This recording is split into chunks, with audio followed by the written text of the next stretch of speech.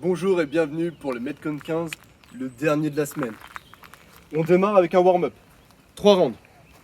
20 tuck-up, 30 up and down et 40 jumping jack. Ensuite, on enchaîne avec un Metcon. Donc c'est for time, mais il y a 2 parties. Ça démarre avec un cash-in.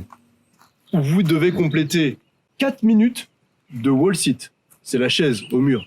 D'accord ? Vous avez le droit de breaker, mais le temps que vous allez mettre entre chaque série, entre guillemets, c'est du temps perdu. Ok ? Vous pouvez bien sûr faire les 4 minutes d'un bloc. Et je vous le conseille. Ça, c'est pour la première partie, à ne faire qu'une seule fois.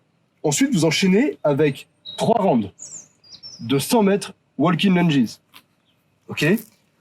Mais en overhead avec une bouteille à un bras. D'accord ?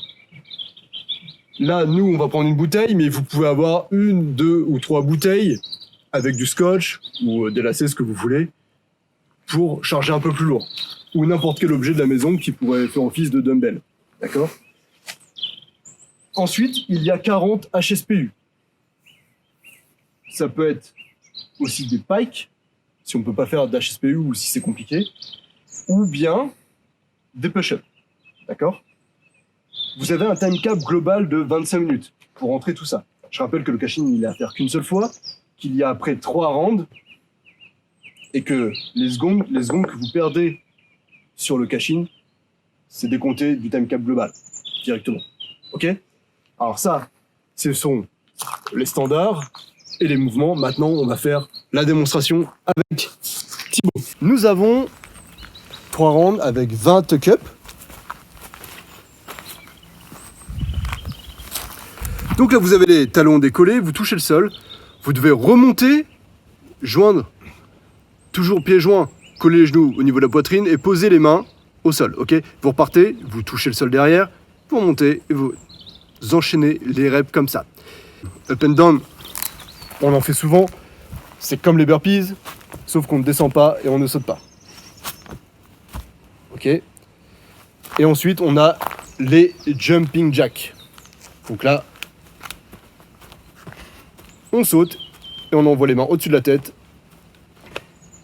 Je laisse récupérer un petit peu. On enchaîne avec les mouvements du Metcon. On démarre avec les wall sit.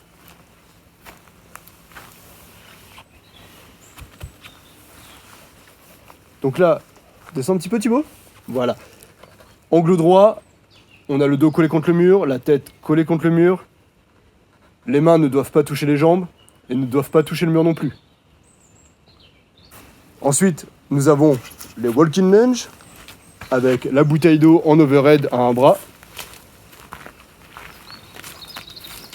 Donc on tend bien son bras, on fait une belle fente avec les angles à 90 degrés. Essayez de ne pas toucher le sol si vous êtes sur du bitume comme nous. Et ensuite, nous avons donc les HSPU. On va commencer par les HSPU, après nous ferons les pikes, puis les push-ups. Les HSPU, ça donne ça. Vous êtes sur un mur, je vous conseille d'utiliser un petit coussin ou quelque chose pour vous protéger.